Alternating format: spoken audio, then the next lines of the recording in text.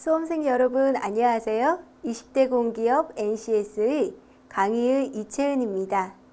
이번 시간은 대인관계 능력에 대해서 알아보도록 하겠습니다.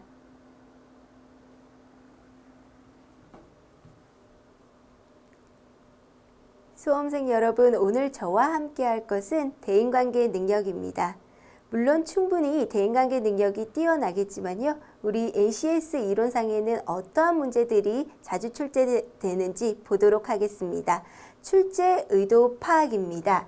대인관계 능력 같은 경우에서는요. 현재까지는 공기업에서의 출제 비중이 조금은 낮습니다. 그러나 앞으로 상당히 크게 비중을 둘 영역이기도 하니까요. 우리 차근차근 보도록 하겠습니다. 그 중에서도 작업 환경 속에서 다양한 인간관계를 맺으며 직무를 수행하는 이는 직무 성과도 깊이 연관되는 능력인데요. 쉽게 말해서 승진과 관련된 영역이다라고 보시면 됩니다. 그렇다면 이에 어떠한 문제들이 자주 출제되는지를 본다면요. 실무와 관련된 상황 제시형 문제들이 많이 출제가 됩니다. 그래서 실제 업무에 대한 이해도가 높아야지 높은 점수를 맞을 수 있을 건데요. 이론과 문제들 차근차근 살펴보도록 하겠습니다. 그럼 정의로 들어가서요. 대인관계 능력입니다. 대인관계 능력이란 업무를 수행함에 있어 접촉하게 되는 사람들과의 문제를 일으키지 않고 원만하게 지내는 능력입니다. 아마 수험생 여러분들에게는 원만한 능력이 아주 가득할 건데요. 그에 따른 하위 요소들이 어떠한 것들이 있는지 한번 알아보도록 하겠습니다.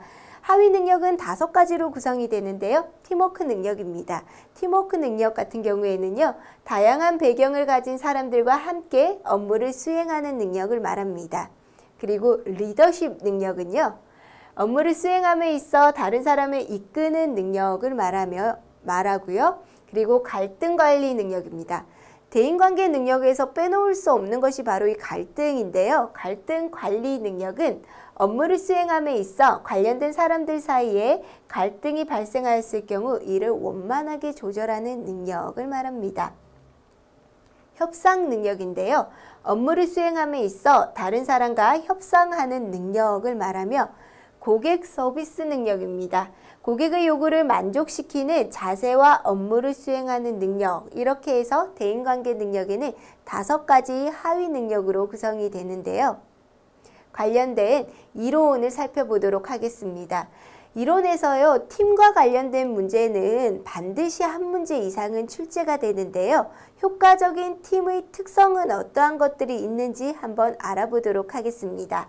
효과적인 팀의 특성입니다. 첫째, 명확하게 기술된 사명과 목표를 명확하게 기술한다 라고 되어 있죠.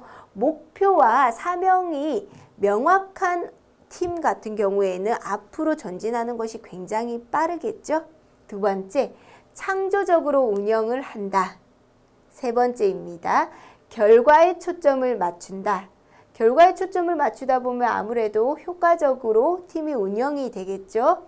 네 번째, 역할과 책임을 명료화한다. 5번째, 조직화가 잘 되어 있다. 조직화 및 분업화도 잘 되어 있겠죠. 6번째, 개인의 강점을 활용한다.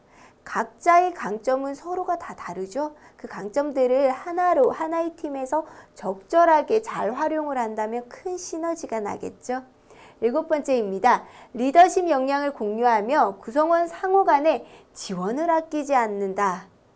지원을 아끼지 않는 리더십이 운영이 되는 팀이라면 당연히 효과적으로 운영이 될 수밖에 없겠죠. 8번째, 팀 풍토를 발전시키고 9번째, 의견 불일치를 건설적으로 해결을 한다. 이게 참 어렵죠?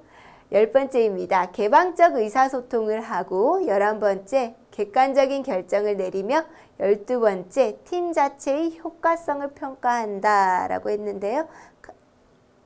그렇다면 효과적인 팀의 특성은 보았는데 이를 어떻게 하면은 촉진해서 운영을 할 수 있을까?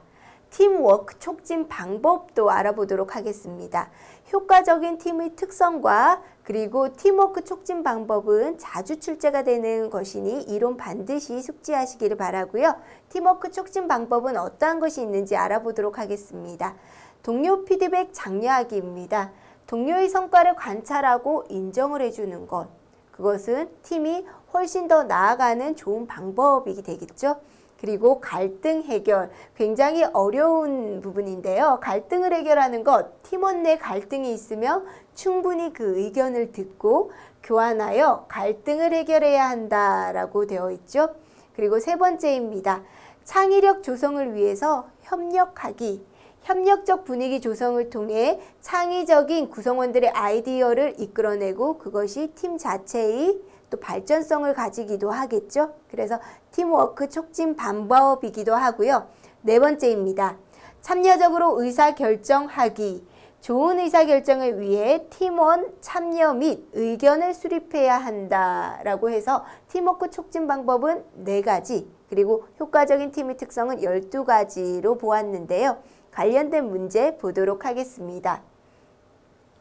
G기업은 최근 규모가 커지고 사원수가 늘어나면서 사내 커뮤니케이션의 일환으로 사내보를 만들기로 하였다. 이에 홍보팀은 첫 발행 내용으로 팀워크 향상 교육자료를 포함하려 한다. 다음 중 교육자료에 넣을 팀워크 활성 방안 내용으로 적절하지 않은 것을 고르면입니다. 1번입니다. 동료의 피드백을 장려한다. 어떤가요? 맞나요?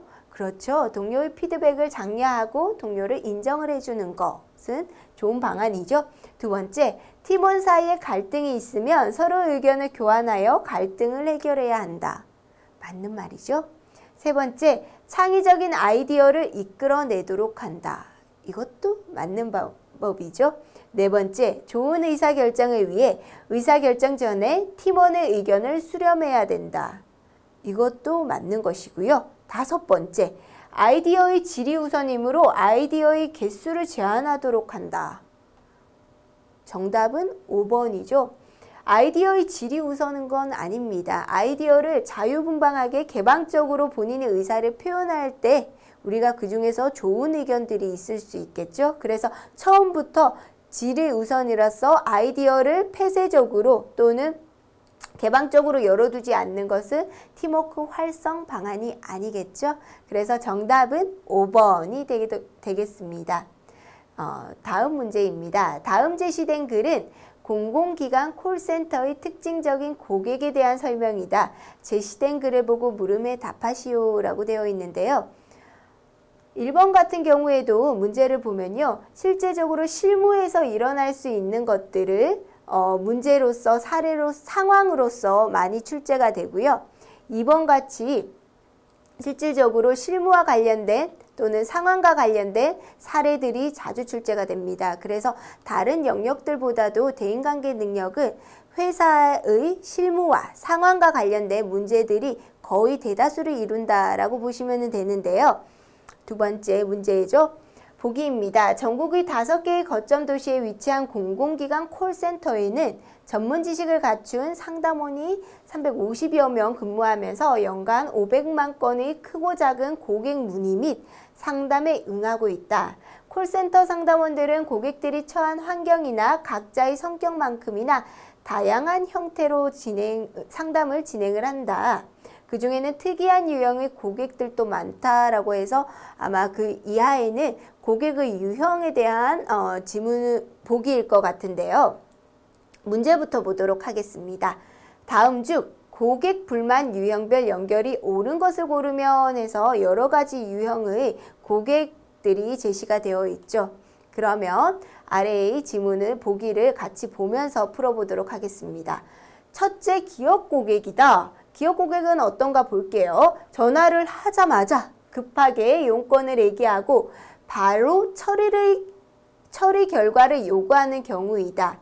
내용 확인 등에 필요한 잠깐의 시간 동안에는 여보세요, 여보세요 라고는 꼭 반복하면서 아주 급하게 빠르게 재촉을 하는 거죠.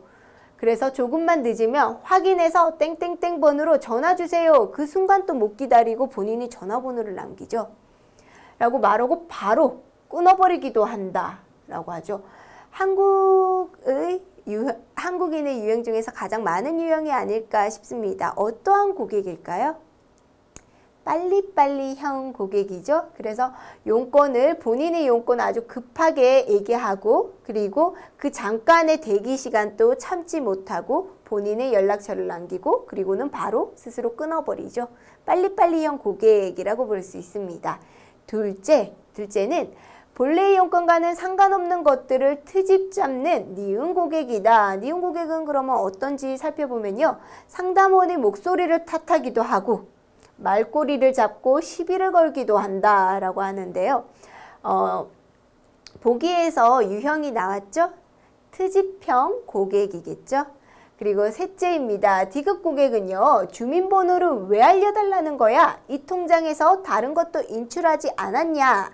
등 의심이 많아 고객이 원하는 상담을 진행하기가 어렵다라는 거죠. 보기에서도 답이 나와버렸죠? 의심이 많아. 즉 의심형 고객이고요. 네 번째는 어떠한 고객일까요? 내가 말이야 뭐뭐인데 내가 전화 한 통만 하면 말이야 등으로 자기 자랑을 하거나 거드름을 피우는 경우이다 라고 하는데요. 자주 보죠. 어떠한 고객이냐면요. 과시형입니다. 내가 말이야 뭐뭐인데 내가 전화 한 통 하면 말이야 이렇게 하는 고객들이 있죠. 과시형 고객입니다. 본인 스스로를 과시하려고 하는 특성이 있죠. 다섯 번째입니다. 미음 고객은요. 특별히 어떤 용건이 있다기보다는 분풀이성 하소연을 하는 경우가 대부분으로 자기 주장이나 요구가 받아들여지지 않으면 분풀이를 함으로써 그러면서 심리적 보상을 받으려 한다. 감정이 폭발해 울먹이며 신세 한탄을 하기도 하고 대부분은 자기 할 말만 하고 전화를 끌어버린다라고 했는데 어떠한 고객일까요? 가급적이면 마주치지 않고 싶은 고객이 되겠죠? 막무가내형 고객입니다. 다시 문제로 들어가서요. 정답은 어떻게 되나요? 아까 빨리빨리형, 그리고 트집 잡는 트집형 고객, 그리고 의심형, 그리고 과시형, 막무가내형 해서 정답은 2번이 되겠죠. 고객 불만 대표 유형을 한 번 더 정리를 해보면요.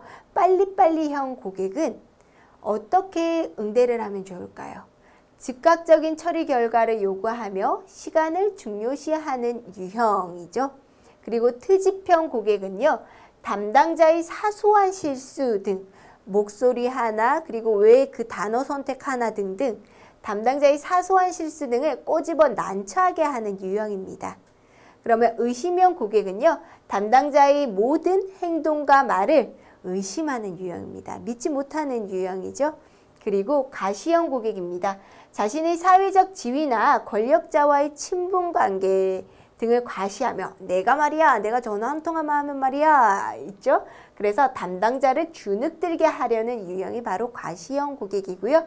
다섯 번째 막무가내형 고객은요. 처음부터 끝까지 욕설, 반발, 비방으로 일관하여 담당자의 마음에 상처를 입히는 아주 무서운 유형입니다. 이렇게 고객불만 대표 유형은 5가지 유형으로 나눌 수 있는데요. 다음 중 디귿 의심형 고객에 대한 불만 처리 방법으로 옳은 것을 고르면입니다. 앞서서 불만족 고객 유형과 관련된 문제도 자주 출제가 되지만요. 현재는 유형보다도 어떻게 이 처리 방법이 옳은 것인지를 묻는 문제들이 더 자주 출제가 되니까요. 이 문제 더 유심히 살펴보도록 하겠습니다. 의심형 고객에게 불만 처리를 할 때는 어떠한 방법이 좋을까요? 추상적이고 이론적인 설명보다는 정확한 증거나 근거 자료를 제시하는 것이 가장 바르겠죠. 무엇인지 고객이 말과 행동의 모든 것을 의심을 하는 상황이기 때문에 어떠한 추상적이고 이론적인 설명보다는 아주 정확한 근거 자료를 들고 고객에게 얘기를 하는 것이 가장 옳은 방법이고요. 그러면 다른 문장 또 보도록 하겠습니다. 맞장구 치면서 상대방을 존중하며 배려한다는 인상을 준다. 이것은 어떠한 유형을 응대하는 것일까요? 그렇죠. 트집형 고객에게 처리하는 방법이고요. 최대한 정중하게 응대한다. 어떠한 유형일까요? 네, 맞습니다. 내가 말이야 라고 과시를 하는 고객의 의견을 최대한 정중하게 네, 맞습니다 라고 하면서 응대를 자기 과시를 할 수 있도록 해주는 것이 가장 좋은 방법이겠죠. 그리고 책임 있는 답변과 확신에 찬 시원시원한 말투를 사용한다. 시원시원한 말투는 누구에게 사용하는 것이 가장 좋을까요?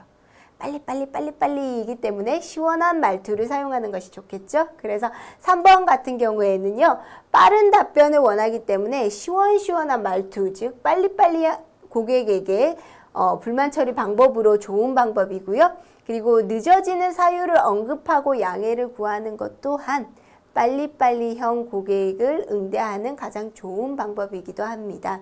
그래서 불만 고객의 유형도 알아보시고요. 그리고 그 유형들을 어떻게 처리하는 것이, 응대하는 것이 좋은 방법인지도 반드시 숙지하시기를 바랍니다. 자, 다음입니다. H그룹의 비서실 장사원은 출산 휴가로 인하여 임신임 사원에게 인수인계를 진행할 예정이다. 다음 제시된 글은 인수인계 내용 중 전화 업무 매뉴얼이다. 제시된 물음에 답하시오 라고 되어 있는데요. 전화 업무 매뉴얼 또한 대인관계 능력의 한 부분으로 들어가 있습니다. 우선은 전화 업무 매뉴얼이 보기로 나와 있는데요. H그룹의 비서실 전화 업무 매뉴얼입니다. 첫째, 일반 전화 걸기입니다. 회사 외부에 전화를 걸어야 하는 경우인데 이때는 수화기를 들고 9번을 누른 후 지역번호와 전화번호를 누른다 라고 되어 있죠. 전화 당겨받기는 팀 내에서 다른 직원에게 전화가 걸려왔으나 사정상 받을 수 없어 본인이 받아야 하는 경우가 바로 당겨받기이죠. 이럴 때는 수화기를 들고 별표를 누른다. 3번의 경우에는요. 회사 전화를 개인 핸드폰으로 받기. 외근을 나가 있는 상황이나 퇴근 후 급한 전화가 올 예정인 경우에 사용을 하되 개인 핸드폰으로 착실하는 전환 방법은 사무실 수화기를 들고 별표 플러스 88번 플러스 개인 핸드폰 번호와 우물정자를 누른다. 뭐 이렇게 해서 보기가 나와 있는데요. 실질적으로 여러분들이 직장 내 생활을 했다면은 기본으로 알고 있는 부분이기도 하는데요. 그래도 보기는 읽어보셔야 됩니다. 보기마다 번호나 아니면은 수신어들이 다르기 때문에요. 반드시 보기를 읽어보시고요. 그리고 보기를 읽을 때 읽으면서 바로 중요한 뭐 별표라든지 아니면 88번 같은 경우에 밑줄을 그어 놓으시면 문제를 조금 더 시간 안에 빠르게 풀 수 있습니다. 자, 다음으로 볼 건데요. 그래서 다음 제시된 전화 업무 매뉴얼을 보고 임사원이 정리한 것 중에서 옳은 것을 고르면입니다. 1번 전화 당겨받기는 다른 팀 직원에게 전화가 걸려왔을 때 사정상 받을 수 없어 받는 경우에 해당한다 라고 되어 있죠. 그리고 2번 회사 전화를 개인 핸드폰으로 받을 때 전화 받기 어려운 상황을 대비하여 내선 전화 자동응답 기능을 사용한다. 3번 같은 경우에는 일반 전화를 걸 때 수화기를 들고 9번을 누른 후 지역번호 없이 전화번호를 누른다. 4번 전화를 넘겨줄 때는 통화 중인 상대방에게 양해를 구한 후 우물정자를 누르고 내선번호를 누른다. 5번 회사 내 직원과 전화할 때는 수화기를 들고 내선번호를 누르면 자동으로 연결이 된다 라고 되어 있는데요. 제일 빠르게 풀 수 있는 요령은 뭐냐면요. 한 문장당 앞으로 당겨서 전화 당겨받기는 이것과 일치하는지, 그리고 또 회사 전화를 개인 전화로 받기는 또 이 내용과 일치하는지를 각 부분별로 보시면 됩니다. 그래서 정답은 5번이 되겠죠. 회사 내 직원과 전화할 때는 수화기를 들고 내선 번호를 누르면 자동으로 연결이 된다. 이죠. 회사 내 직원과 할 때는 수화기를 들고 내선 번호를 누르면 자동으로 연결이 된다 라고 해서 또 맞는 문장이 되겠죠. 자, 다음 문제입니다. 다음 문제인데요. 장사원은 임사원이 이해하기 쉽도록 전화 매뉴얼 인수인계 내용을 표로 정리하여 사무실 책상 앞에 붙여두었다. 다음 중 바르지 않게 정리된 것은 입니다. 이 문제와요, 뒷문제는 거의 유사한 겁니다. 그래서 전화 업무 매뉴얼에서는 문장으로 표현을 할 수도 있고요. 표 안에 담겨져 있기도 합니다. 그렇지만 결론은 그것이 맞냐 안 맞냐인 거죠. 실질적으로 일반 전화 걸기를 보면 일반 전화 걸기는 어떤가요? 수화기를 들고 9번을 누른 후 지역번호 플러스 전화번호이죠. 그래서 9번 지역번호 전화번호 맞죠? 전화 당겨받기도 별표가 맞고요. 그리고 회사 전화를 핸드폰으로 받기는 우물정 88 핸드폰 번호, 회사 내 직원과 전화하기는 해당 직원 내선 번호, 전화 넘겨주기는 별표 플러스 내선 번호인데요. 정답은 회사 전화를 핸드폰으로 받기인데요. 우물정이 아니라 별표죠. 별표 플러스 88번 플러스 핸드폰 번호가 되겠죠. 그래서 전화 업무 매뉴얼은 보기에서 답이 유추가 된다라고 보시면 되고요. 그래서 충분히 살펴보시고 반드시 맞는 정답에 가까이 되도록 여러분들이 정답으로 가져가시기를 바랍니다. 자, 다음 문제입니다. H홈쇼핑 박 부장은 재고를 처리할 목적으로 하청업체 P사에게 재고 물품 처리를 요청하였다. 그러나 하청업체 P사는 자금 부족으로 이를 거절하였다. 박 부장은 재고를 처리하지 못하면 곤란해질 것을 염려하여 재고 물품을 받지 않으면 앞으로 하청업체 P사와의 거래를 하지 않을 것이라는 엄포를 놓았다. 여러분들 직장에 들어가면요, 이러한 경우로 맞닥뜨릴 수 있습니다. 다음 중 쟁점과 협상 전략을 바르게 연결한 것을 고르면입니다. 쟁점이 무엇인가요? 그렇죠. 재고 물품을 받지 않으면 이 재고 처리를 하기 위함이죠. 재고 처리를 하지 않으면은 우리가 하청업체 P사와의 거래를 하지 않을 거다라고 하는 거죠. 그래서 정답은 재고 처리이자 어떠한 협상 전략이 좋으냐라고 하면은 협상 전략을 썼냐라고 한다면은 앞으로 이사와 거래를 하지 않는다라는 강압 전략, 즉 강압 전략이자 경쟁 전략이라고도 불리죠. 그래서 H홈쇼핑의 박 부장은 재고 처리를 위해서 강압 전략 또는 경쟁 전략의 협상 방법을 썼다라고 보시면 됩니다. 그래서 정답은 5번이 되겠죠. 자, K홈쇼핑 얘기인데요. K홈쇼핑 편성팀에서 박대리와 임대리 갈등이 벌어졌다. 임대리는 원활한 갈등 해결을 위해 NCS 서적에서 읽은 윈윈 갈등 관리법을 활용하기로 하였다. 다음 중 3단계에 해당하는 임대리 대화로 가장 적절한 것을 고르면입니다. 그렇게 해서 7단계의 프로세스가 보기로 주어졌는데요. 간혹 문제에서요, 윈윈 갈등 관리법을 위한 프로세스의 단계를 묻는 것도 문제로 나올 수 있고요. 아니면 이와 같이 그 중에서 3단계에 해당하는 대화로 적절한 것, 아니면 3단계에 해당하는 관로로 표기를 돼서 무엇인가 라고도 많이 묻습니다. 윈윈 갈등 관리법은요, 자주 출제가 되기 때문에 윈윈 갈등 관리법에 관해서는 여러분들이 충분히 숙지를 해 두시는 것이 좋은데요. 이것은 가장 크게 변형이 된 형태이죠.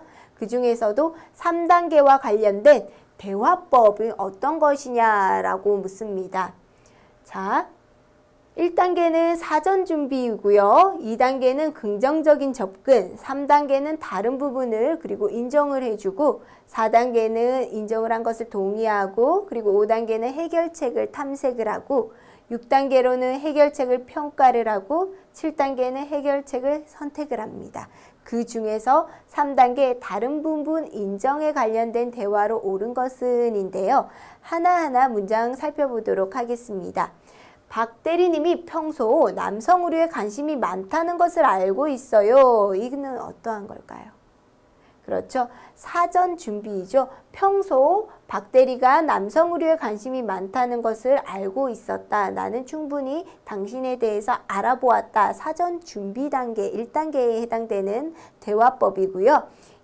두 번째입니다. 박 대리님의 말처럼 가격보다 질 좋은 옷감이 중요한 것에 동의해요 라고 되어 있죠. 이것은 어떠한 대화일까요? 4단계 동의하기이죠. 3번 문장은요. 박 대리님의 의상 코디 선택은 정말 탁월해요 라고 했죠. 칭찬이죠. 상대방에 대한.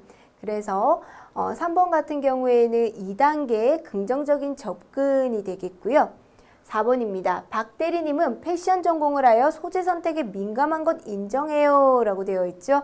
네, 패션 전공을 한 박 대리님이기 때문에 소재 선택에서 특히나 민감한 것을 나는 인정을 한다라는 거죠. 그래서 정답은 4번이 되겠죠. 4번이 3단계인 다른 부분 인정이 되겠고요. 마지막까지 보도록 하겠습니다. 5번, 가격과 질 모두를 만족할 수 있는 방법을 찾아봅시다 라고 했죠. 즉 5단계이죠. 해결책 탐색이 되겠습니다. 네, 이렇게 해서 대인관계 능력과 관련된 이론과 문제들을 살펴보았는데요. 상황 제시형 문제들이 많이 출제되는 만큼 수험생 여러분들도 그 문제 연습 많이 하시기를 바라며 이상으로 강의를 마치겠습니다. 수고하셨습니다.